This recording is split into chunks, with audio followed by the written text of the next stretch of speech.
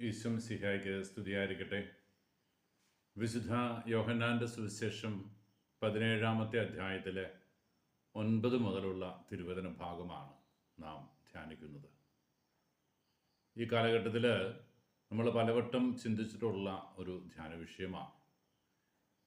യോഹന്നാൻ്റെ സുവിശേഷം 17-ാമത്തെ അധ്യായം മുഴുവൻ ഈശോ തൻ്റെ പ്രിയപ്പെട്ടവർക്ക് വേണ്ടിയിട്ട് പ്രാർത്ഥിക്കുന്ന അധ്യായമാണ്. ദൈവം അനാദിയിലെ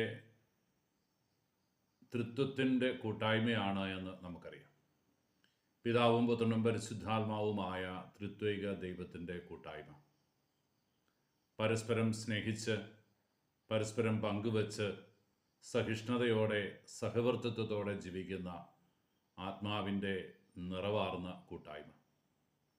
ഈ കൂട്ടായ്മയുടെ ഭാഗമായിരുന്ന യേശുനാഥനാണ് ലോകത്തെ രക്ഷിക്കാനായിട്ട് ഭൂമിയിൽ ഭൂജാതനാകുന്നത്. അവിടുന്ന് തൻ്റെ നിയോഗം പൂർത്തിയാക്കി മടങ്ങിപ്പോയി പിതാവും പരിശുദ്ധാത്മാവുമായി ഒന്നു ചേരുന്ന ആ കൂട്ടായ്മ അനുഭവത്തിലേക്ക് പ്രവേശിക്കുന്നതിന് മുമ്പ് തൻ്റെ പൂർത്തിയാക്കിയ ദൗത്യത്തെക്കുറിച്ച് താൻ ഇവിടെ കണ്ടുമുട്ടിയവരും ചേർത്ത് പിടിച്ചവരുമായ എല്ലാവരെയും ദൈവപിതാവിൻ്റെ കരങ്ങളിൽ സമർപ്പിച്ച് പ്രാർത്ഥിക്കുകയാണ്. 3 ഘട്ടങ്ങളിലായിട്ടാണ് ഈശോ പ്രാർത്ഥിക്കുന്നത്. ആദ്യമായി അവിടുന്ന് ദൈവത്തിന് നന്ദി പറഞ്ഞ് പ്രാർത്ഥിക്കുന്നതോടൊപ്പം താൻ തിരഞ്ഞെടുത്ത് ഉയർത്തിയ ദൈവദാസന്മാരായി, ക്രിസ്തു ശിഷ്യന്മാരായി തിരഞ്ഞെടുത്ത് ഉയർത്തിയ ശിഷ്യന്മാർക്ക് വേണ്ടി പ്രാർത്ഥിക്കുന്നു. തുടർന്ന് അവരിലൂടെ സുവിശേഷം പ്രഘോഷിക്കപ്പെടുന്ന ഇടങ്ങളിലെ ദൈവജനത്തെ വേണ്ടി പ്രാർത്ഥിക്കുന്നു. മൂന്നാമതായി ലോകമൊക്കെയ്ക്കും വേണ്ടി, അവരിലൂടെ ആരെല്ലാം സുവിശേഷം അറിയുന്നോ അവർക്കൊക്കെയ്ക്കും വേണ്ടി ഈശോ പ്രാർത്ഥിക്കുന്നു.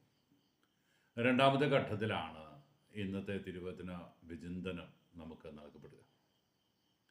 ഈശോ തൻ്റെ പ്രിയപ്പെട്ട ശിഷ്യന്മാർ വഴി ദൈവമക്കളായി തീർന്നിരിക്കുന്ന, ക്രിസ്തു ശിഷ്യത്വത്തിൻ്റെ ഉടമകളായിരിക്കുന്ന പ്രിയപ്പെട്ട മക്കൾക്ക് വേണ്ടി, നമുക്ക് ഓരോരുത്തർക്കും വേണ്ടി പ്രാർത്ഥിക്കുകയാണ്. ഇവിടെ വചനം കൃത്യമായി നമ്മളെ ഓർമ്മിപ്പിക്കുന്നുണ്ട്. പിതാവേ, ഞാനും അങ്ങും ഒന്നായിരിക്കുന്നത് പോലെ അവരും ഒന്നായിരിക്കേണ്ടതിന് ഞാൻ അവർക്ക് വേണ്ടി പ്രാർത്ഥിക്കുന്നു.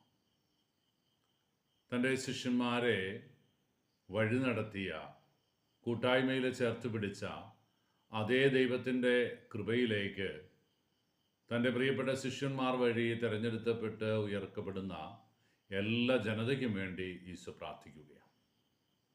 ഹൃദയം നുറുങ്ങി, ഹൃദയ നിറവോടെ അവിടുന്ന് പ്രാർത്ഥിക്കുന്നു. പിതാവേ, നമ്മൾ ഒന്നായിരിക്കുന്നത് പോലെ അവരും ഒന്നാകണം. അങ്ങ് എന്നെ ഭരമേൽപ്പിച്ചതൊക്കെ ഞാൻ കൃത്യമായി നിറവേറ്റി. ഞാൻ എന്തൊക്കെ ചെയ്തോ അതെല്ലാം അങ്ങ് എനിക്ക് തന്ന നിർദ്ദേശമനുസരിച്ച് അങ്ങ് കാട്ടിത്തന്ന വഴികളിലൂടെയാണ്. അതുകൊണ്ട് കർത്താവേ, ഞാൻ അങ്ങ് എന്നെ ഭരമേൽപ്പിച്ച ദൗത്യത്തിലൂടെ ചേർത്ത് പിടിച്ച മക്കൾക്ക് വേണ്ടി പ്രാർത്ഥിക്കുന്നു. അങ്ങയുടെ പരിശുദ്ധനാമം ഞാൻ അവർക്ക് കൊടുത്തു. അങ്ങയുടെ സ്നേഹത്തിൻ്റെ കൂട്ടായ്മ എന്താണെന്ന് ഞാൻ അവരെ പഠിപ്പിച്ചു.